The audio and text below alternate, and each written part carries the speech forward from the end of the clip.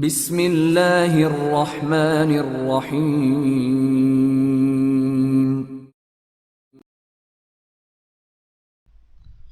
Dark world Imran series, مصنف ظہیر احمد۔ چیتے جیسے ہی چھلانگیں لگا کر ان کی طرف لپکے، عمران اور اس کے ساتھیوں نے فوراً ان پر فائرنگ شروع کر دی۔ تڑتڑاہٹ کی تیز آوازوں کے ساتھ 5 چیتے وہیں گر پڑے، جبکہ ایک چیتا لمبی چھلانگیں لگا کر اڑتا ہوا جوزف سے آ ٹکرایا، جس سے جوزف غضبناک انداز میں چیخا اور اس نے اس چیتے پر فائرنگ کرنے کی بجائے اچھل کر اس کے سر پر ٹانگ رسید کر دی۔ چیتا دھاڑتا ہوا دوسری طرف جا گرا۔ اس نے اچھل کر پھر جوزف پر جھپٹنا چاہا، لیکن ساتھ کھڑے چوہان کے مشین پسٹل سے شعلے نکلے اور چیتا بری طرح سے تڑپنے لگا۔ اسی لمحے ایک اور چیتے نے چوہان پر چھلانگ لگائی، اس سے پہلے کہ چوہان اس پر فائرنگ کرتا۔ چیتا پوری قوت سے اس سے آ ٹکرایا اور چوہان اچھل کر نیچے گرا۔ اس کے ہاتھ سے مشین پسٹل نکل کر دور جا گرا تھا۔ چیتا گراتا ہوا اس پر جھپٹا ہی تھا کہ جوزف نے اس کی طرف چھلانگ لگا دی۔ وہ چیتے سے توپ سے نکلے ہوئے گولے کی طرح ٹکرایا اور چیتا اڑتا ہوا دور جا گرا۔ اسی طرف عمران تھا۔ چیتا گرتے ہی سیدھا ہوا اور اس نے جھپٹ کر عمران کی ٹانگوں پر منہ مارنا چاہا، لیکن عمران اچھلا۔ اس نے کلا بازی کھاتے ہوئے اپنے نیچے موجود چیتے پر فائرنگ کر دی۔ گولیاں چیتے کے سر پر پڑی اور چیتا وہیں پر ڈھیر ہو گیا۔ عمران کلا بازیاں کھا کر ٹھیک اس چیتے پر گرا اور پھر اچھل کر ایک طرف ہو گیا، لیکن پھر سے فوراً ہی ایک طرف کو جھکنا پڑ گیا۔ ایک اور چیتا اس کے نزدیک آ گیا تھا۔ اس نے عمران کے پہلو میں پنجے مارنے کی کوشش کی۔ عمران کے جھکنے کی وجہ سے چیتے کا پنجہ ہوا میں لہرا گیا۔ اس نے گھوم کر اچھلتے ہوئے عمران پر چھلانگ لگائی ہی تھی کہ عمران کی ٹانگ گھومی اور چیتا الٹ کر گرتا چلا گیا۔ عمران نے فوراً مشین پسٹل سے اس کے سر پر فائرنگ کر دی۔ چیتوں کی تعداد زیادہ تھی اور وہ انتہائی پھرتیلے اور تیز تھے۔ عمران اور اس کے ساتھیوں کی فائرنگ کے باوجود وہ چھلانگیں لگا کر ان کے نزدیک آ گئے تھے اور ان چیتوں کے تیز دانتوں اور نوکیلے پنجوں سے بچنے کے لیے ادھر ادھر چھلانگیں مار رہے تھے۔ چیتے گراتے ہوئے اور دھاڑتے ہوئے ان پر جھپٹ رہے تھے، لیکن ان سب کی بھی پھرتی قابل دید تھی۔ خونخوار اور انتہائی تیز رفتاری سے حملہ کرنے کے باوجود چیتے ان پر حاوی نہیں ہو سکتے تھے۔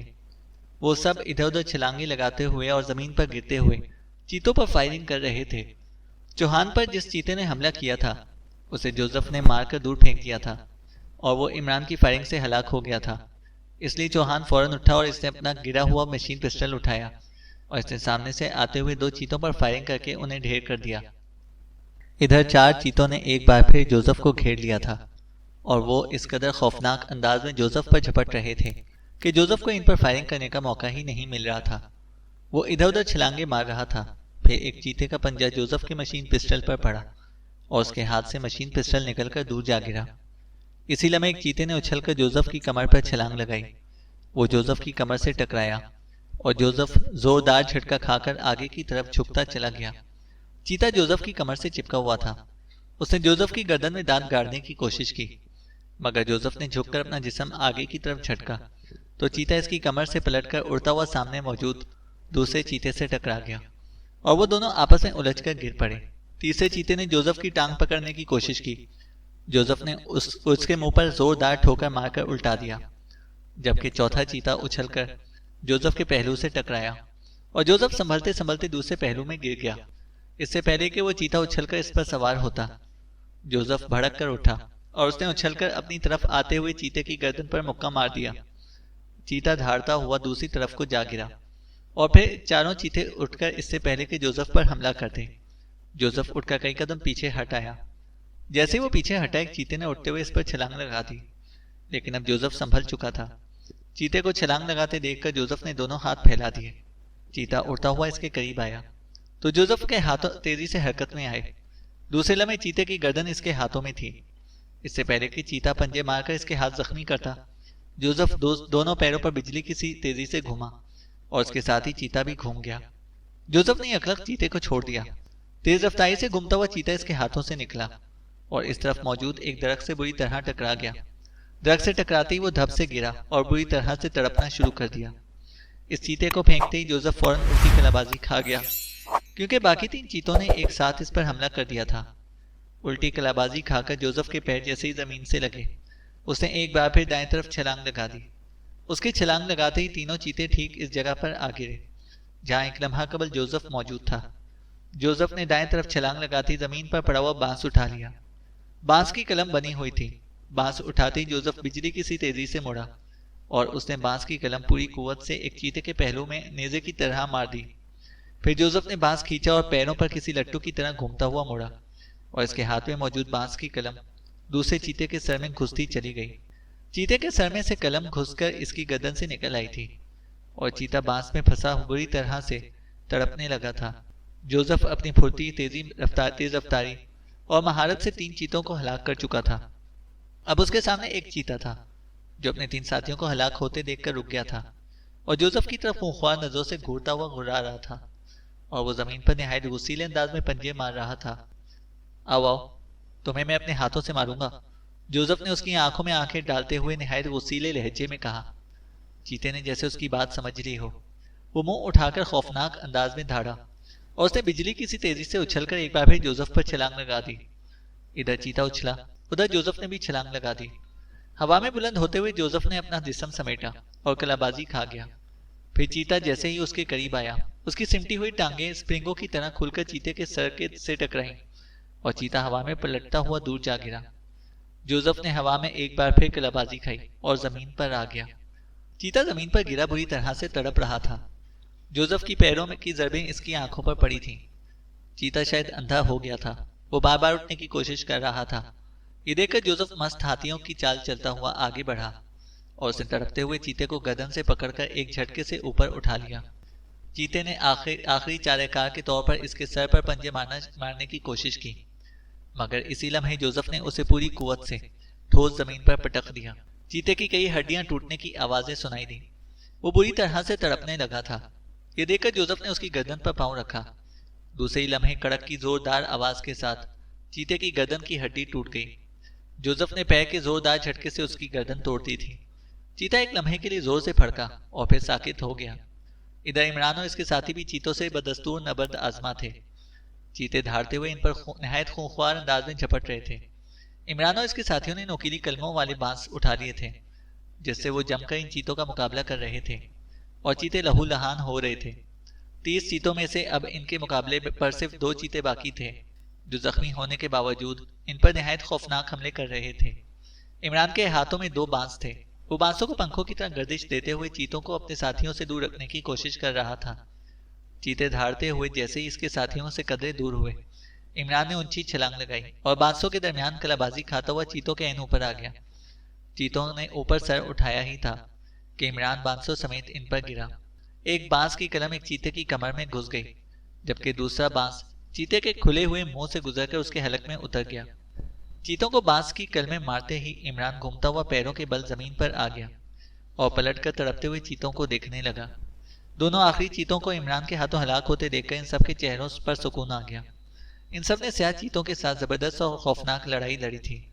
ان سب کے جسموں پر ہارڈ بلاکس تھے، اس لیے وہ ان چیتوں سے زخمی ہونے سے بچ گئے تھے، لیکن ان چیتوں سے لڑتے ہوئے وہ بری طرح سے تھک گئے تھے۔ ایک ساتھ 30 چیتوں سے لڑتے ہوئے ان کی حالت واقعی خراب ہو گئی تھی۔ ان کے لباس جگہ جگہ سے پھٹ گئے تھے۔ اگر ان کے جسموں پر ہارڈ بلاکس نہ ہوتے تو پھٹے ہوئے لباسوں کے ساتھ ان کے جسم بھی زخموں سے بھرے ہوئے ہوتے۔ ان کے لباس ظاہر ہے کہ چیتوں کے تیز پنجوں کے حملوں سے پھٹے تھے۔ اب ہر طرف ان چیتوں کی لاشیں بکھری پڑی تھیں۔ چیتوں کی اس لڑائی میں سلیمان نے بھی بھرپور حصہ لیا تھا۔ اس نے زیادہ تر چیتوں کو مشین پسٹل کی فائرنگ سے ہلاک کیا تھا اور پھر موقع ملتے ہی تیزی سے ایک درخت پر چڑھ گیا تھا اور چیتوں کو اوپر ہی سے نشانہ بنانے کی کوشش کرتا رہا تھا۔ درخت کے اوپر سے وہ پھرتیلے اور طاقتور چیتوں کو مشکل سے ہی نشانہ بنا رہا تھا، کیونکہ چیتے عمران اور اس کے ساتھیوں پر جھپٹ رہے تھے اور سلیمان کی چلائی ہوئی گولیاں انہیں بھی لگ سکتی تھیں۔ اور پھر سلیمان اس وقت خاموش ہو کر بیٹھ گیا جب اس کے مشین پسٹل کا میگزین خالی ہو گیا تھا۔ اس کے پاس فالتو میگزین نہیں تھا اور اس میں اتنی ہمت بھی نہیں تھی کہ وہ نیچے جا کر ان خالی ہاتھوں یا نوکیلے بانسوں سے ان چیتوں کا مقابلہ کر سکے۔ اس لیے وہ درخت پر ہی بیٹھ کر خوف بھری نظروں سے عمران، جوزف اور باقی ساتھیوں اور چیتوں کی لڑائی دیکھ رہا تھا۔ جب عمران نے آخری دونوں چیتوں کو ہلاک کیا تو اس کی جان میں جیسے جان آ گئی اور وہ بڑے اطمینان بھرے انداز میں درخت سے اتر کر نیچے آ گیا۔ بڑے آئے تھے ہم پر حملہ کرنے کے لیے، انہیں شاید معلوم ہی نہیں تھا کہ میں بھی یہاں پر موجود ہوں، ورنہ یہ اس طرف کبھی نہ آتے، سلیمان نے بڑے اکڑے ہوئے لہجے میں کہا۔ ہاں، تمہارا نام سن کر چیتے تو کیا، شیر اور گوریلے بھی دم دبا کر بھاگ جاتے ہیں۔ ایک تم ہی تو رہ گئے ہو جنگل کے ٹارزن، عمران نے مسکراتے ہوئے کہا۔ ٹارزن ہو؟ ٹارزن میرے سامنے کیا حیثیت رکھتا ہے؟ وہ اکیلا 2 یا زیادہ سے زیادہ 4 شیروں اور چیتوں سے لڑ سکتا ہے۔ میں نے تو گن کر یہاں 30 چیتے مارے ہیں، سلیمان نے اسی انداز میں کہا، اور وہ سب مسکرا دیے۔ واقعی ہم تو ڈر کے مارے درختوں پر چڑھ گئے تھے، ان چیتوں کو دیکھ کر ہمارے پسینے چھوٹ گئے تھے۔ ہم میں صرف یہ سلیمان ہی تھا جو ان چیتوں سے ذرا بھی نہیں گھبرایا تھا، اور یہ ٹارزن کا باپ بن کر اکیلا ہی ان کے مقابلے کے لیے تیار ہو گیا تھا۔ اس نے ہی ان تمام چیتوں کو ہلاک کیا ہے۔ یہی تو ہے اصلی 30 مار خان، عمران نے زور زور سے سر ہلاتے ہوئے کہا۔ تو وہ سب ہنس پڑے۔ سارے چیتوں کو تو نہیں، 4 چیتے تو مارے ہیں میں نے، سلیمان نے کہا۔ 4 چیتوں کو مارنے سے 30 مار خان کا خطاب نہیں ملتا، صفدر نے ہنستے ہوئے کہا۔ نہیں ملتا تو نہ ملے، مجھے 30 مار خان بننے کا کوئی شوق بھی نہیں ہے، سلیمان نے منہ بنا کر کہا۔ اسے بس 4 مار خان ہی بننے کا شوق ہے، اس لیے اس نے صرف 4 چیتے شکار کیے ہیں، عمران نے کہا، اور وہ سب ہنسنے لگے۔ خاصی تعداد تھی ان چیتوں کی، اگر ہمارے جسموں پر ہارڈ بلاکس نہ ہوتے تو یہ ہمیں ادھیڑ کر رکھ دیتے، چوہان نے کہا۔ ادھیڑ دیتے تو کیا ہوتا، میں سوئی دھاگا ساتھ لایا ہوں، تم سب کو دوبارہ سی کر کھڑا کر دیتا، عمران نے کہا، اور ان کی ہنسی تیز ہو گئی۔ لیکن چیتوں کی اتنی بڑی تعداد یہاں کیسے آ گئی تھی، نعمانی نے کہا۔ شاید یہ گروہ کی شکل میں یہاں گھوم رہے تھے اور انہیں ہماری بو مل گئی تھی، خاور نے کہا۔ یہ بھی تو ہو سکتا ہے کہ ان چیتوں کو اس شیطانی ذریعت ساگندی نے بھیجا ہو جس کا نام حابیلہ ہے، صدیقی نے کہا۔ نہیں، حابیلہ نے ہم پر شاناری جادو کا وار کیا تھا، اسے گزرے ہوئے 1 رات بھی نہیں ہوئی، حابیلہ ایسی حالت میں نہیں ہے کہ وہ ہم پر نیا وار کر سکے، جوزف نے کہا۔ تو کیا یہ چیتے خود یہاں آئے تھے، جولیا نے پوچھا۔ ہاں، یہ کالاگا نسل کے چیتے ہیں، انہیں انسانی بو جلد مل جاتی ہے، اور یہ جب بھی حملہ کرتے ہیں اسی طرح گروہوں کی شکل میں کرتے ہیں، بعض اوقات تو ان کالاگوں کی تعداد سینکڑوں میں ہوتی ہے، جوزف نے کہا۔ چند انسانوں کے لیے بھی یہ گروہ میں آتے ہیں، صفدر نے حیرت بھری لہجے میں کہا۔ چند افراد تو کیا، انہیں کسی ایک انسان کی بو بھی مل جائے تو یہ اسی طرح اکٹھے آ کر اس انسان پر پل پڑتے ہیں اور لمحوں میں اس انسان کے ٹکڑے ٹکڑے اڑا دیتے ہیں، چاہے ان کے حصے میں انسانی گوشت کا ایک ایک ٹکڑا ہی کیوں نہ آئے، جوزف نے کہا۔ بڑے بزدل ہیں، ایک انسان کو ہلاک کرنے کے لیے اتنے سارے چیتے حملہ کرنے پہنچ جاتے ہیں، یہ تو ناانصافی ہے، سراسر ناانصافی، سلیمان نے کہا۔ تو تم ان جنگلوں میں بسیرا کر لو، ان جنگلوں میں رہ کر ان درندوں کو انصاف کا درس بھی دو اور ان کے لیے قانون بھی نافذ کر دو، تاکہ ایک انسان کو ہلاک کر کے اسے کھانے کے لیے صرف ایک کالاگا ہی آئے گا، باقی سب اس کالاگے کا منہ تکتے رہیں، عمران نے کہا۔ پہلے آپ ایسا کر کے دیکھ لیں، اگر ان درندوں نے آپ کی بات نہ مانی تو میں آگے آ جاؤں گا، سلیمان نے ترکی بترکی جواب دیتے ہوئے کہا۔ مجھے ٹارزن بننے کا شوق نہیں ہے، عمران نے مسکراتے ہوئے کہا۔ تو مجھے کون سا ہے، سلیمان نے اس انداز میں کہا کہ وہ سب ایک بار پھر مسکرا دیے۔ باس، ہمیں یہاں سے جانا پڑے گا، جوزف نے عمران سے مخاطب ہو کر کہا۔ کیوں، کیا اور چیتے آنے کا خدشہ ہے، عمران کی بجائے جولیا نے پوچھا۔ ہو سکتا ہے، کالاگا نسل کے چیتوں کا گوشت نرم اور لذیذ ہوتا ہے، ہرنوں اور نیل گایوں جیسا، جسے کھانے کے لیے درندے اور گدھ اس طرف آ سکتے ہیں۔ ان درندوں میں کالاگے بھی اپنے مرے ہوئے ساتھیوں کا گوشت کھاتے ہیں، جوزف نے کہا۔ ٹھیک ہے، چلو سامان اٹھاؤ اپنا اپنا، عمران نے کہا، اور وہ سب سر ہلا کر مڑے اور انہوں نے گرے ہوئے مشین پسٹل اور اپنا دوسرا سامان اٹھانا شروع کر دیا۔ تھوڑی دیر میں وہ سب اپنے بیگ کاندھوں پر لادے آگے بڑھے چلے جا رہے تھے۔ مشین پسٹلز کے ساتھ نوکیلے کلموں والے بانس بھی ان کے ہاتھوں میں تھے۔ ابھی وہاں موسلادھار بارش ہو رہی تھی، لیکن کالاگوں کا گوشت کھانے کے لیے دوسرے جانور وہاں آ سکتے تھے، اس لیے وہ وہاں نہیں رکنا چاہتے تھے۔ وہ گھنے درختوں کے نیچے سے گزرتے ہوئے آگے جا رہے تھے تاکہ بارش میں کم سے کم بھیگ سکیں۔ آگ سے ان کے لباس سوکھ تو گئے تھے، لیکن اتنے نہیں کہ وہ انہیں مکمل سوکھا ہوا کہہ سکیں۔ ہلکے گیلے لباسوں میں بھی تیز ہواؤں کی وجہ سے انہیں سردی کا احساس ہو رہا تھا۔ وہ مسلسل چلے جا رہے تھے، چلتے ہوئے ان کے جسموں کا درجہ حرارت ان کے لیے سود مند ثابت ہو رہا تھا۔ جوزف انہیں جن راستوں سے لے کر جا رہا تھا وہاں تقریباً گھنے درخت تھے، جن کی وجہ سے وہ مزید بھیگنے سے بچ گئے تھے۔ راستے میں چھوٹی بڑی پہاڑیاں بھی تھیں اور دلدلیں بھی۔ ان سب نے چونکہ نائٹ ویو لینس لگا رکھے تھے، اس لیے وہ آسانی سے ان کھائیوں کو دیکھ سکتے تھے، اس لیے وہ کھائیوں کے کناروں سے گزر رہے تھے۔ بارش کی وجہ سے وہاں خاصی پھسلن تھی، لیکن نوکیلے بانس ان کے بے حد کام آ رہے تھے، جنہیں وہ زمین میں دھنسا کر چل رہے تھے۔ مسلسل اور کافی دیر تک چلنے کے بعد وہ سب ایک پہاڑی علاقے میں پہنچ گئے۔ اس پہاڑی پر انہیں جگہ جگہ بندر دکھائی دیے۔ ان بندروں کی موجودگی سے انہیں یقین ہو گیا کہ ان کے ارد گرد کوئی خطرناک درندہ نہیں ہے، کیونکہ جہاں درندے ہوتے تھے وہاں بندر کبھی ایک جگہ ٹک کر نہیں بیٹھتے تھے، بلکہ اچھل کود کے ساتھ وہ درندوں کو دیکھ کر بری طرح سے چیخنا چلانا شروع کر دیتے تھے۔ پہاڑی کے پاس بڑے اور تناور درخت تھے جن کی شاخیں بڑی اور موٹی موٹی تھیں۔ وہ چونکہ مسلسل چل چل کر تھک گئے تھے، اس لیے انہوں نے رات کا بقیہ حصہ ان درختوں پر ہی گزارنے کا فیصلہ کر لیا۔ درخت اوپر سے چھتریوں کی طرح پھیلے ہوئے تھے، وہ ان درختوں پر چڑھنے کے باوجود گھنے پتوں سے بارش میں محفوظ رہ سکتے تھے۔ چنانچہ وہ سب ایک ایک کر کے دائیں بائیں موجود درختوں پر چڑھ گئے۔ جوزف کے کہنے کے مطابق یہ افریقی جنگلوں کے تراکو نامی درخت تھے۔ ان درختوں سے دن رات ایسی خوشبو پھوٹتی رہتی تھی جو حشرات الارض اور ان بندروں کے لیے بے حد ناگوار ہوتی تھی، اس لیے بندر، سانپ اور دوسرے حشرات الارض ان درختوں سے دور ہی رہتے تھے۔ ویسے بھی ہارڈ بلاکس کی وجہ سے انہیں سانپوں اور دوسرے زہریلے کیڑے مکوڑوں کا کوئی خطرہ نہیں تھا، اس لیے وہ سب اطمینان سے درختوں پر چڑھ کر بیٹھ گئے تھے۔ رات بھر گھن گرج کے ساتھ تیز بارش ہوتی رہی، جس کا سلسلہ دن نکلنے پر بھی نہیں رکا تھا۔ بارش سے جنگل میں جل تھل ہو رہا تھا، مگر وہ سب رات بھر سکون سے درخت پر سوئے رہے۔ صبح سب سے پہلے جوزف کی آنکھ کھلی۔ سب کو سوتا دیکھ کر وہ درخت سے اترا اور پہاڑی پر چڑھ کر دوسری طرف چلا گیا۔ 2 گھنٹوں بعد واپس آیا تو عمران سمیت سب جاگ چکے تھے۔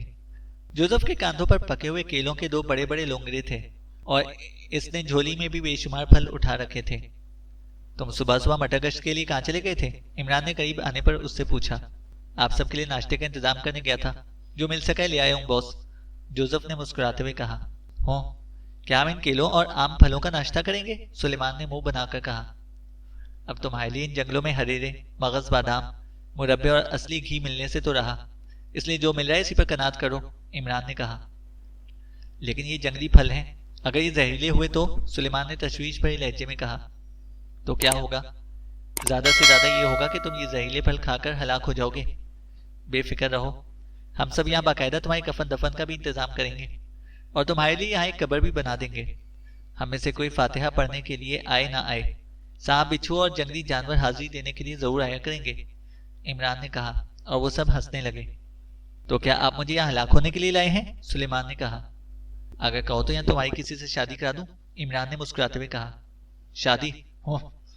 آپ نے مجھے ان بندریوں سے ہی شادی کرنے کا کہنا ہے، سلیمان نے منہ بناتے ہوئے کہا، اور عمران کے ساتھ ساتھ سب ہنس پڑے۔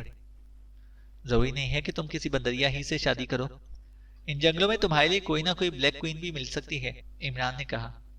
جوزف نے انہیں کھانے کے لیے کیلوں کے ساتھ جھولی میں موجود پھل بھی دے دیے تھے، جو سرخ ٹماٹروں جیسے تھے اور ان میں رس بھی بھرا ہوا تھا۔ کیلوں کے ساتھ ان سب نے وہ سرخ پھل کھائے تو ان کے منہ میں جیسے شہد سا کھل گیا۔ سرخ پھلوں کا رس واقعی شہد جیسا تھا۔ پھل کھا کر ان کی بھوک بھی مٹ گئی تھی اور پیاس بھی۔ درختوں پر وہ چونکہ دیر تک سوتے رہے تھے، اس لیے اب وہ تازہ دم تھے۔ اب کہاں جانا ہے جناب جوزف؟ جنگل پرنس دی گریٹ، عمران نے جوزف سے مخاطب ہو کر کہا۔ اس پہاڑی کی دوسری طرف، جوزف نے کہا۔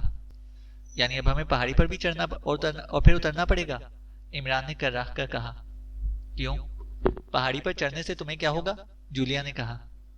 ہوتا تو کچھ بھی نہیں، بس پہاڑی پر ایک طرف سے چڑھنے اور دوسری طرف سے اترنے سے کھانا پینا ہضم ہو جاتا ہے، اور اتنا سب کھا کر اتنی جلدی ہضم ہی کرنا تھا تو اس سے تو بہتر یہی تھا کہ ہم پہلے پہاڑی عبور کرتے اور پھر وہاں جا کے اطمینان سے کھا پی لیتے، عمران نے کہا۔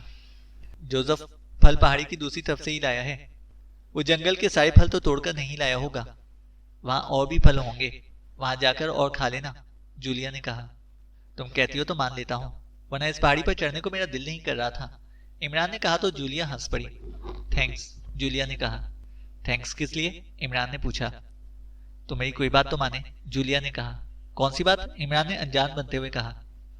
پہاڑی کی دوسری طرف جانے والی بات، جولیا نے کہا۔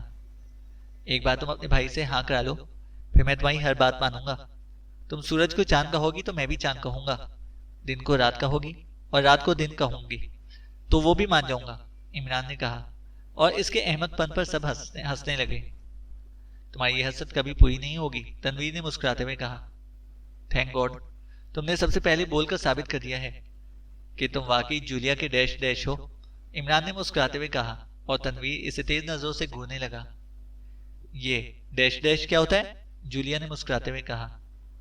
اپنے بھائی سے پوچھ لو، وہ سمجھ گئے، عمران نے تنویر کی طرف دیکھتے ہوئے کہا، اور تنویر کو راہ کر رہ گیا۔ جبکہ باقی سب ہنس پڑے تھے۔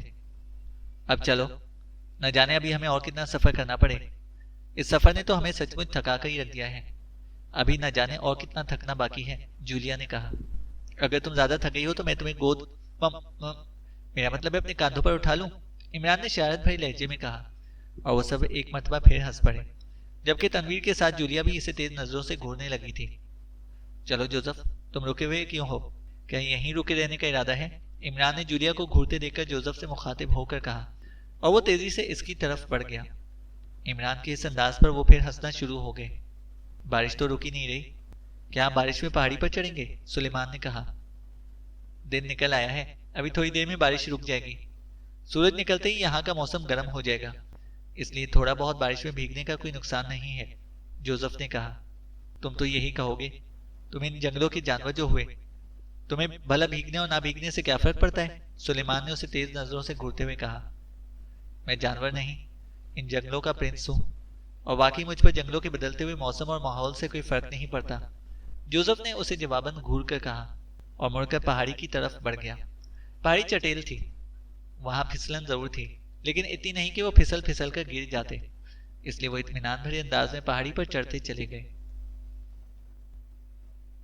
قاسم وحشیوں کے ڈر سے بدستور گڑھے میں دبکا ہوا تھا۔ اسے ہر طرف سے مشین گنوں سے ہونے والی فائرنگ اور بموں کے دھماکوں کے ساتھ انسانی چیخیں سنائی دے رہی تھیں۔ چاروں طرف دوڑتے بھاگتے قدموں کی آوازیں بھی سنائی دے رہی تھیں، جس سے قاسم کا خوف سے برا حال ہو رہا تھا۔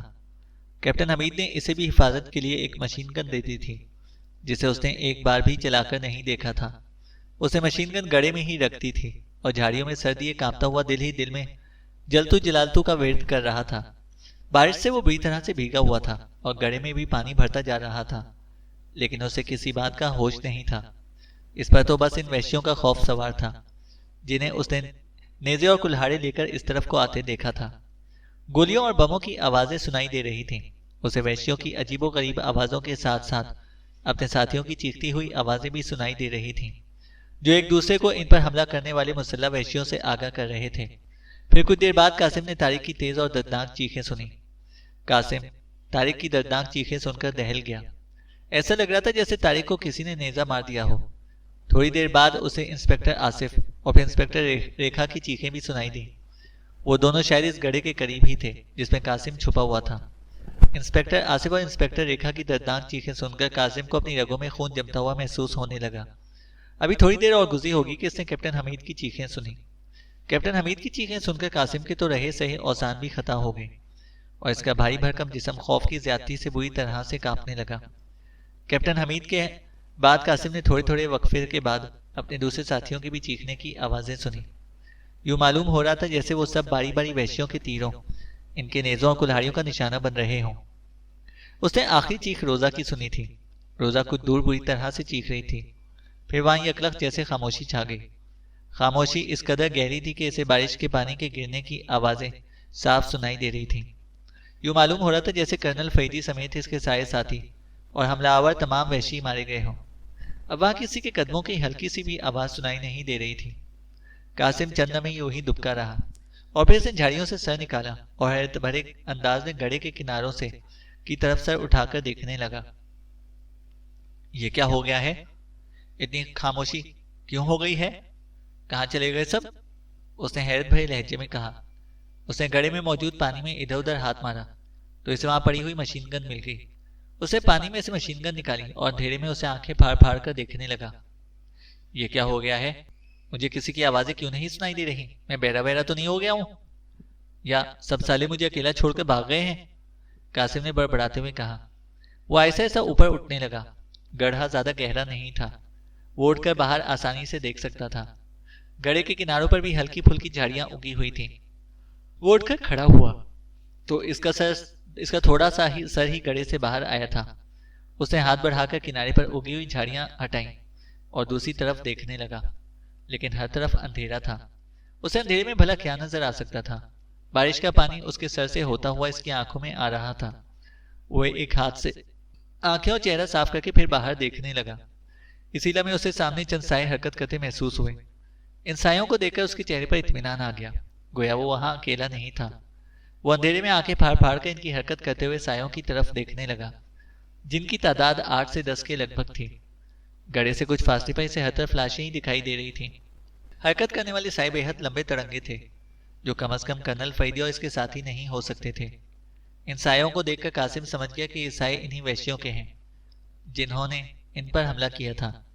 اسی لمحے بادل زور سے گرجا، بجلی چمکی اور بجلی کی تیز لہر سے ارد گرد کا ماحول روشن ہو گیا۔ یہ روشنی محض چند لمحوں کے لیے تھی، لیکن اس روشنی میں قاسم نے دیکھ لیا تھا سائے واقعی وحشی تھے۔ ان کے ہاتھوں میں تیر کمان، نیزے اور ڈنڈے دکھائی دے رہے تھے۔ وہ سب ایک ساتھ کھڑے آپس میں باتیں کر رہے تھے۔ بارش کی تیز آواز میں ان کی آوازیں سنائی نہیں دے رہی تھیں۔ ویسے بھی وہ وحشی تھے جو لازماً افریقی زبانیں بولتے تھے، اور قاسم افریقی زبان بھلا کہاں سمجھ سکتا تھا۔ اپنے ساتھیوں کی بجائے ان وحشیوں کو دیکھ کر قاسم کا رنگ زرد ہو گیا۔ وحشی اس سے تھوڑے ہی فاصلے پر کھڑے ہوئے تھے۔ قاسم ایک تو گڑھے میں تھا اور اس کے سامنے جھاڑیاں تھیں، اس سے وحشی اسے دیکھ نہیں سکتے تھے۔ ان وحشیوں کو وہاں دیکھ کر قاسم کے دماغ میں آندھیاں سی چلنا شروع ہو گئیں۔ وحشیوں کے زندہ ہونے کا مطلب تھا کہ انہوں نے کرنل فریدی اور اس کے تمام ساتھیوں کو ہلاک کر دیا ہے، کیونکہ دور نزدیک سے اسے ان 10-12 وحشیوں کے سوا کوئی دکھائی نہیں دے رہا تھا۔ اس لیے میں بجلی چمکی تو قاسم نے تھوڑے فاصلے پر انسپکٹر آصف اور انسپکٹر ریکھا کو دیکھا۔ ان دونوں کے جسموں میں 2-2 تیر گھسے ہوئے تھے۔ ان کے دائیں طرف روزہ پڑی تھی، اس کی کمر میں بھی ایک تیر گڑھا ہوا تھا۔ تینوں کے رخ گڑھے کی طرف تھے، اس لیے روشنی ہوتے ہی قاسم نے انہیں فوراً پہچان لیا تھا۔ وہ تینوں ساکت تھے۔ ان تینوں کے جسموں میں تیر گھسے ہوئے دیکھ کر قاسم کو یقین ہو گیا کہ اس کے تمام ساتھی مارے گئے ہیں۔ اپنے ساتھیوں کی ہلاکت کا خیال آتے اس کے دماغ میں جیسے چھپکلی سوال ہو گئی۔ اس کا چہرہ غصے سے سرخ ہوا اور آنکھوں میں جیسے خون اتر آیا۔ سالے، ان حرام خور جنگلیوں نے سب کو ہلاک کر دیا ہے، کسی ایک کو بھی زندہ نہیں چھوڑا۔ ان خونخوار جنگلیوں میں اکیلا رہ گیا ہوں۔ سالے، کسی ایک کو تو زندہ بندہ چھوڑ دیتے، میں اس کے ساتھ جنگلوں منگلوں سے نکل جاتا۔ اب میں کیا کروں گا؟ ان سالوں نے سب کو ہلاک کر کے میری زندگی تباہ کر دی ہے۔ میں اکیلا جنگلوں میں کہاں بھٹکتا پھروں گا؟ کون نکالے گا مجھے جنگل سے؟ کون؟ قاسم نے رونی صورت بناتے ہوئے کہا۔ سالوں، تم نے کرنل فریدی، غمید بھائی اور طارق صاحب کو مار کر اچھا نہیں کیا۔ تمہاری وجہ سے میں اکیلا رہ گیا ہوں۔ ہائے میری سیکرٹری، وہ میرے بغیر اکیلی کیسے رہے گی؟ اور وہ فلوٹیاں جو آفس میں دن بھر میرے ارد گرد تتلیوں کی طرح اڑتی پھرتی تھیں، میں انہیں اور وہ مجھے کیسے دیکھیں گی؟ سالے، تم جنگلی ظالم ہو، بے شرم ہو، حرام خور ہو۔ تم سالوں نے مجھے کہیں کا نہیں چھوڑا۔ تم نے مجھے اکیلا کیا ہے کتوں، کمینوں۔ میں تمہیں بھی زندہ نہیں چھوڑوں گا، میں تم سب کو مار دوں گا۔ تم سب بھی اب مرو گے سالوں، کتوں کی موت مرو گے۔ میں تمہیں گولیاں مار مار کر دوزخ میں پہنچا دوں گا، وہاں جا کر دوزخ میں کبڈی شبڈی کھیلنا سالوں۔ قاسم بیتو کے انداز میں بولتا چلا گیا۔ اس کی آواز خاصی تیز تھی، لیکن بار بار بادلوں کی گرجنے اور بجلی کے کڑکنے کی وجہ سے اس کی آواز ان وحشیوں تک نہیں پہنچ رہی تھی۔ قاسم نے مشین گن اٹھائی اور اس کی نالی کنارے پر رکھ کر اس کا رخ وحشیوں کی طرف کر دیا۔ لو سالو، اب تم سب بھی مرو، دوزخ میں جا کر کالی کالی اور سڑی بسی پھول فلوٹیوں کے ساتھ رمبا سمبا ناچو، قاسم نے چیختے ہوئے کہا۔ اس بار اس کی آواز وحشیوں تک پہنچ گئی تھی اور وہ بری طرح سے چونک پڑے تھے، اور پھر وہ سب تیزی سے اس گڑھے کی طرف بڑھے۔ اسی لمحے قاسم نے ٹریگر دبا دیا تو ماحول ریٹ ریٹ کی تیز آوازوں کے ساتھ وحشیوں کی دردناک آوازوں سے ایک بار پھر گونجنے لگا۔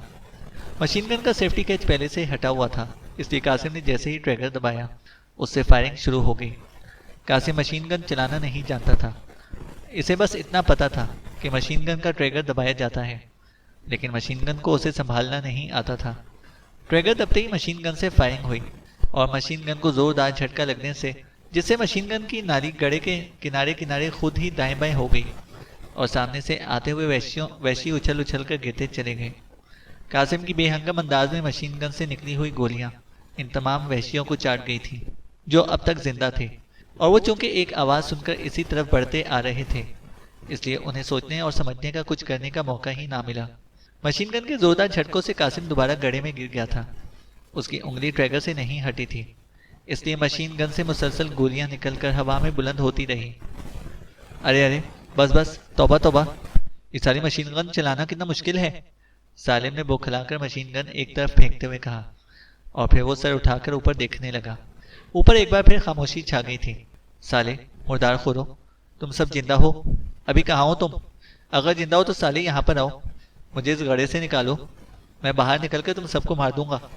کہاں ہو سالو تم؟ کہاں ہو؟ قاسم نے اوپر دیکھتے ہوئے زور سے چیختے ہوئے کہا، لیکن جواب میں اسے کوئی آواز سنائی نہ دی۔ لگتا ہے سارے دھماکے سن کر بھاگ گئے ہیں، اب میں یہاں اکیلا پڑا رہا ہوں۔ ہائے میرے اللہ، یہ کیا ہو گیا ہے؟ فریدی صاحب اور غمید کہاں ہیں؟ انہیں تھوڑی دیر کے لیے یہاں واپس بھیج دے میرے مالک، وہ مجھے خون خار جنگل سے نکال دیں گے تو پھر انہیں بے شک واپس لے جانا، انہیں جنت میں لے جا کر فلوٹی ہونرے دے دینا، میں کوئی اعتراض نہیں کروں گا۔ میرے مالک ابھی تھوڑی دیر کے لیے انہیں واپس بھیج دے، میں اکیلا اس جنگل میں نہیں رہ سکتا، میری شہر والی فلوٹیاں میرے بغیر زندہ نہیں رہیں گی۔ میرے مالک تو میری آواز سن رہا ہے نا مالک؟ میں سیٹھ قاسم ہوں، سیٹھ عاصم کا اکلوتا بیٹا، میری مدد کر میرے اللہ۔ قاسم نے آسمان کی طرف دیکھ کر زور زور سے رونا شروع کر دیا اور وہ اپنے مخصوص انداز میں اللہ سے دعائیں مانگنے لگا تھا۔ تو سن رہا ہے نا میرے اللہ؟ تھوڑی دیر کے لیے بارش روک دے میرے مالک، بارش رکے گی تو میری آواز تجھ تک پہنچ جائے گی، قاسم نے چیختے ہوئے کہا۔ وہ کافی دیر تک اسی طرح روتا چیختا چلاتا رہا، مگر وہاں جیسے اس کی آوازیں سننے والا کوئی بھی نہیں تھا۔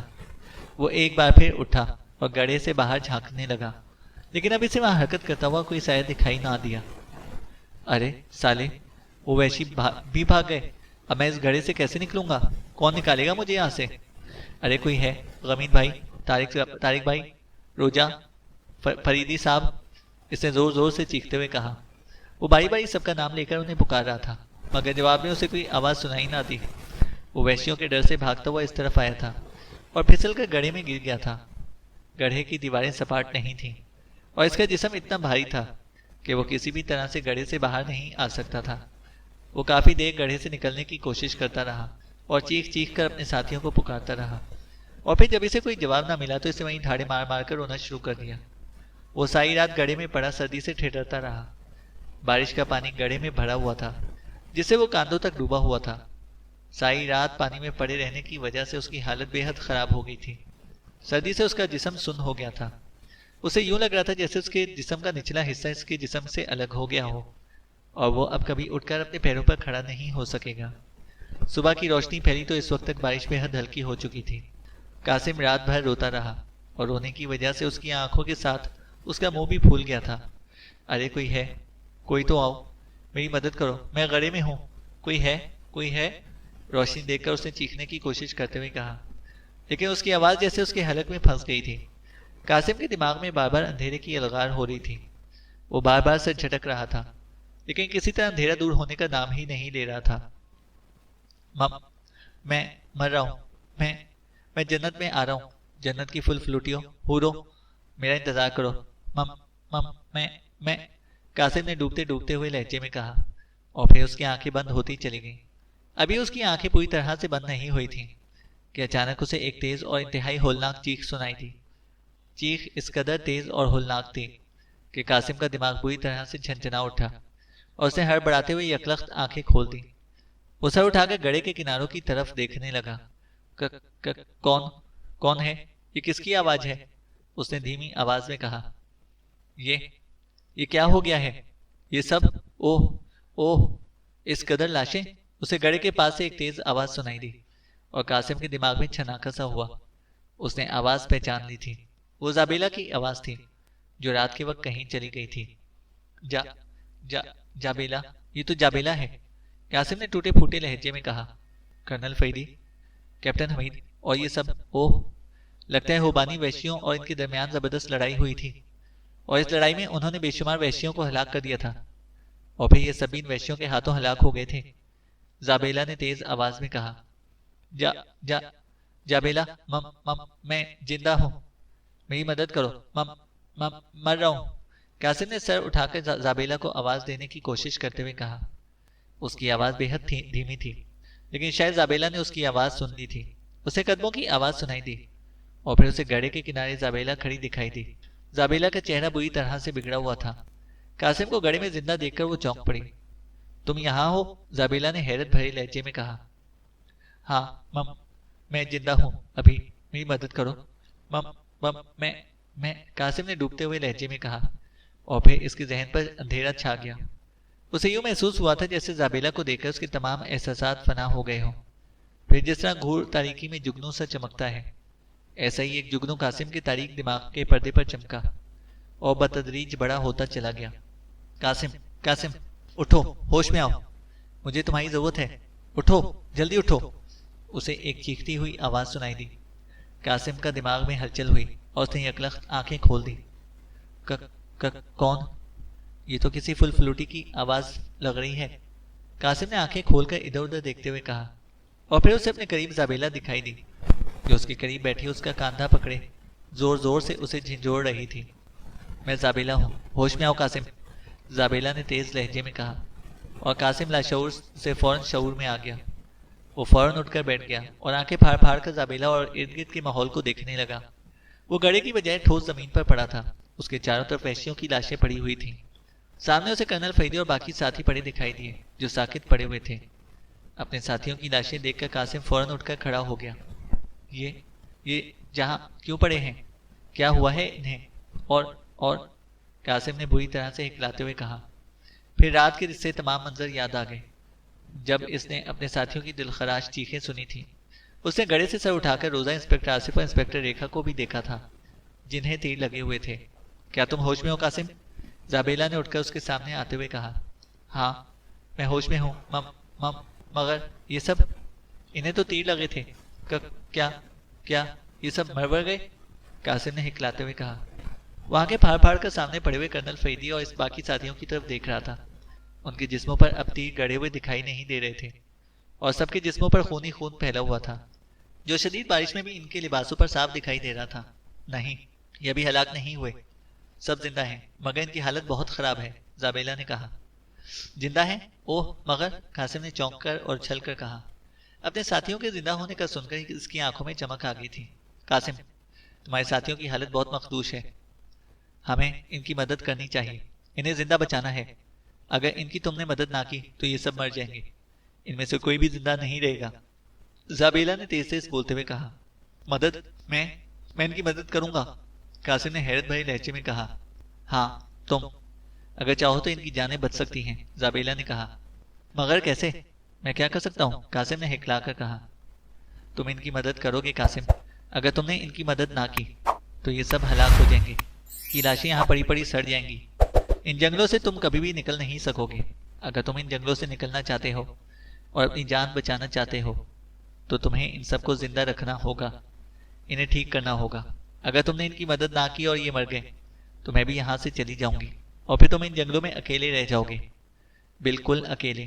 اور میں تمہیں یہ بھی بتا دوں کہ ان جنگلوں کے درندے بے حد خوار ہیں، تھوڑی دیر میں ہی وہ یہاں آ کر لاشیں کھانا شروع کر دیں گے اور ان لاشوں کے ساتھ وہ تمہیں بھی کھا جائیں گے، زابیلہ نے اسے ڈراتے ہوئے کہا۔ اوہ نہیں، میں بھی مرنا نہیں چاہتا، اگر میں مر گیا تو میری فل فلوٹیوں کا کیا ہوگا؟ وہ ساری بیوہ ہو جائیں گی، قاسم نے بڑے گھبرائے ہوئے لہجے میں کہا۔ خونخوار درندوں کا سن کر اس کا رنگ زرد ہو گیا تھا۔ تو آؤ میرے ساتھ، میں تم سے جو کہوں کرتے جاؤ، اس سے پہلے کہ جانور اور گدھ یہاں پر آ کر ان کی لاشوں کو کھانا شروع کر دیں، ہمیں فوراً ان سب کو بچانا ہوگا، زابیلہ نے کہا۔ اوہ نہیں، چلو، میں تمہارے ساتھ چلتا ہوں، جانوروں اور گدھوں کا سن کر قاسم نے خوف بھرے لہجے میں کہا۔ ایک منٹ، میں ان سب کے گرد حفاظتی حصار باندھ دیتی ہوں تاکہ جانور اور گدھ اگر اس طرف آئیں تو لاشیں سمجھ کر انہیں نقصان نہ پہنچا سکیں، زابیلہ نے کہا۔ اور پھر وہ قاسم کا جواب سنے بغیر بے ہوش پڑے ہوئے کرنل فریدی اور اس کے ساتھیوں کی طرف بڑھتی چلی گئی۔ اس نے آگے جا کر ایک لکڑی اٹھائی اور لکڑی کا سرا زمین سے لگا کر ان سب کے گرد گھومنے لگی۔ لکڑی سے وہ زمین پر ان سب کے گرد ایک دائرہ بنا رہی تھی۔ زابیلہ صبح ہوتے ہی وہاں واپس آ گئی تھی۔ وہاں اسے ہر طرف لاشیں دکھائی دی تو اس کی آنکھیں حیرت اور خوف سے پھیل گئیں، اور پھر اس کی نظریں کرنل فریدی اور اس کے ساتھیوں پر پڑیں جن کے جسموں میں تیر گڑے ہوئے تھے۔ وہ تو حیرت اور خوف سے بری طرح چیخ اٹھی تھی۔ ابھی وہ ان سب کی طرف دیکھ ہی رہی تھی کہ اسے ایک گڑھے سے قاسم کی آواز سنائی دی۔ قاسم کی آواز سن کر وہ تیزی سے گڑھے کے پاس آ گئی اور قاسم کو پانی کے بھرے گڑھے میں دیکھ کر اس کی آنکھیں اور زیادہ حیرت سے پھیل گئیں۔ قاسم زندہ تھا، وہ کچھ کہہ رہا تھا۔ زابیلہ اس کی ٹوٹی پھوٹی باتیں سن رہی تھی۔ پھر اس کے سامنے قاسم کی بھی آنکھیں بند ہو گئیں اور اس کا سر بھی ڈھلک کر گڑھے کی دیوار سے لگ گیا۔ کرنل فریدی اور اس کے تمام ساتھیوں کی ہلاکت کا زابیلہ کو شدید دکھ ہو رہا تھا۔ ان سب کے ہلاک ہونے کی وجہ سے اپنے آقا کے لیے وہ سیاہ صندوق حاصل نہیں کر سکتی تھی جس میں وچ ڈاکٹروں کے مقدس ہتھیار موجود تھے۔ زابیلہ کو فکر ہو رہی تھی کہ جب تاپوش کو پتہ چلے گا کہ وہ سب ہلاک ہو چکے ہیں جو تاریخ دنیا کے مخصوص حصے میں جا کر اس کے لیے سیاہ صندوق حاصل کر سکتے تھے، تو تابوش ناکامی کا سن کر غیظ و غضب میں آ کر اسے سخت سزا بھی دے سکتا تھا اور اسے فنا بھی کر سکتا تھا۔ فنا ہونے کا سوچ کر زابیلہ بری طرح سے لرز اٹھی تھی۔ پھر اچانک اسے ایک طرف پڑے ہوئے طارق کے کراہنے کی آواز سنائی دی۔ طارق کے کراہنے کی آواز سن کر زابیلہ اچھل پڑی۔ اس نے دیکھا کہ طارق کے جسم میں 4 تیر گڑے ہوئے تھے۔ اس کے باوجود اس کے جسم میں حرکت ہو رہی تھی۔ وہ فوراً بھاگ کر طارق کے پاس گئی۔ اس نے طارق کو زندہ دیکھ کر اس کی جیسے امید بڑھائی۔ اسے بھاگ کر باقی سب افراد اور کرنل فریدی کو چیک کیا، تو یہ دیکھ کر اس کی خوشی کی انتہا نہ رہی کہ سب افراد زندہ تھے۔ ان سب کے جسموں میں تیر گڑے ہوئے تھے، ان کا بہت خون بہہ چکا تھا اور ان کی حالت بہت خراب تھی، لیکن زابیلہ کے لیے یہی بہت تھا کہ وہ سب زندہ ہیں۔ اس نے فوراً ان کے جسموں سے تیر نکالنا شروع کر دیے۔ تیر نکالتے ہوئے وہ ان کے زخموں پر گیلی مٹی لگا رہی تھی تاکہ خون کا مزید اخراج نہ ہو۔ پھر اس نے ان سب کو اٹھا کر ایک طرف ڈالنا شروع کر دیا۔ زابیلہ سوچی تھی کہ اگر اسے کوئی زندہ اور اپنے پیروں پر کھڑا ہونے والا انسان مل جائے تو وہ اس کی مدد سے ان سب کو ہلاک ہونے سے بچا سکتی ہے۔ پھر اسے قاسم کا خیال آیا۔ قاسم زندہ تھا، اس کے جسم پر کوئی زخم نہیں تھا۔ رات بھر گڑے اور پانی میں رہنے کی وجہ سے اس کا جسم مفلوج ہو گیا تھا، لیکن وہ قاسم کو ٹھیک کر سکتی تھی اور قاسم کی مدد سے وہ ان سب کو بھی زندہ رکھنے کا انتظام کر سکتی تھی۔ قاسم کا خیال آتی وہ تیزی سے گڑھے کے پاس آئی جس میں قاسم بے ہوش پڑا ہوا تھا۔ وہ شیطانی ذریت تھی اور ساحرانہ طاقتوں کی مالکہ بھی تھی۔ اس نے اپنی ساحرانہ طاقتوں سے قاسم کو گڑھے سے باہر نکال لیا اور پھر وہ غائب ہوئی، اور تھوڑی دیر بعد جب وہ واپس آئی تو اس کے ہاتھوں میں عجیب و غریب نیلے رنگ کا ایک پھل تھا۔ اس نے قاسم کا منہ کھولا اور دونوں ہاتھوں سے اس نے پھل کو کسی لیموں کی طرح قاسم کے منہ میں نچوڑ دیا۔ جنگلی پھل کے رس نے جیسے قاسم کے جسم میں جان بھر دی اور پھر زابیلہ نے اسے جھنجھوڑ کر ہوش میں لانا شروع کر دیا۔ نیلے پھل کے رس سے قاسم کا زرد رنگ نارمل ہو گیا۔ پھر تھوڑی دیر میں قاسم کو ہوش آ گیا۔ کرنل فریدی اور اس کے ساتھیوں کے گرد حفاظتی حصار باندھ کر زابیلہ قاسم کو جنگل میں لے کر گئی اور اس نے قاسم سے مختلف پودوں کے پتے اور مختلف جڑی بوٹیوں کے بارے میں بتا کر انہیں توڑنے کے لیے کہا۔ قاسم نے اس کی بتائی ہوئی کئی جڑی بوٹیاں اور پتے توڑے اور پھر زابیلہ اسے ایک درخت کے پاس لائی جس پر چھوٹے اور گول گول نیلے پھل لگے ہوئے تھے، جس کا رس نچوڑ کر اسے قاسم کے منہ میں ڈالا تھا۔ پھل اور جڑی بوٹیاں کے ساتھ قاسم زابیلہ کے ساتھ واپس اس جگہ پر آ گیا جہاں حفاظتی حصار میں کرنل فریدی اور اس کے ساتھی بے ہوش پڑے ہوئے تھے۔ حصار کی طرف بڑھتے ہوئے قاسم خوفزدہ ہو کر وہیں رک گیا۔ اس نے وحشیوں کی لاشوں کے گرد بے شمار درندوں اور گدھوں کو دیکھا جو نہایت بے دردی سے لاشیں نوچ کھسوٹ رہے تھے۔ زابیلہ نے اسے تسلی دی اور پھر اس نے ارد گرد موجود درندوں کی طرف دیکھتے ہوئے ہاتھ چھٹکا تو درندے خوفزدہ ہو کر اور چیختے چلاتے ہوئے وہاں سے بھاگ گئے۔ ان میں سے کوئی جانور اور کوئی گدھ حصار میں پڑے افراد کی طرف نہیں گئے تھے۔ زابیلہ قاسم کو لے کر حصار میں آئی اور اس کے کہنے پر قاسم نے لیموں جیسے نیلے پھلوں کا رس نچوڑ کر باری باری سب کے منہ میں ڈالنا شروع کر دیا، جس سے کرنل فریدی سمیت سب کے مرجھائے ہوئے چہروں پر زندگی کے رنگ ابھر آئے۔ قاسم نے زابیلہ کی ہدایت پر عمل کرتے ہوئے پتھروں سے جڑی بوٹیوں اور پتوں کو ملا کر پیسنا شروع کر دیا۔ اس نے پتوں اور جڑی بوٹیوں کو پیس کر ان کا لیپ سا بنا دیا تھا اور پھر اس نے زابیلہ ہی کے کہنے پر باری باری لیپ ان سب کے زخموں میں بھرنا شروع کر دیا۔ زابیلہ نے ان سب کے منہ میں نیلے پھلوں کے رس قاسم کے ہاتھوں ڈلوائے۔ وہ ایسے جنگلی پھل تھے جو نیم جان جسموں میں بھی جان ڈالنے کی تاثیر رکھتے تھے۔ ان پھلوں کے رس سے ان کے جسموں سے نکلے ہوئے خون کی کمی بھی پوری ہو گئی تھی اور ان سب کے جسموں میں توانائی بھی واپس آ گئی تھی، جس سے ان کی زندگیوں کو خطرہ ٹل گیا تھا۔ پتوں اور جڑی بوٹیوں کا لیپ ایسا تھا جسے لگانے سے ان کے زخم بھی جلد سے جلد منتقل ہو جاتے اور ان کے جسموں پر زخموں کے نشانات تک نہ رہتے۔ زابیلہ جس نے کرنل فریدی کو سیاہ موتی کے ذریعے اپنا تابع کر رکھا تھا، شیطانی ذریت ہونے کے باوجود وہ اس وقت ان سب کی مسیحا بنی ہوئی تھی۔ چینل کو سبسکرائب کریں اور بیل آئیکن کو پریس کریں تاکہ ہماری ہر اپڈیٹ آپ کو بر وقت مل سکے۔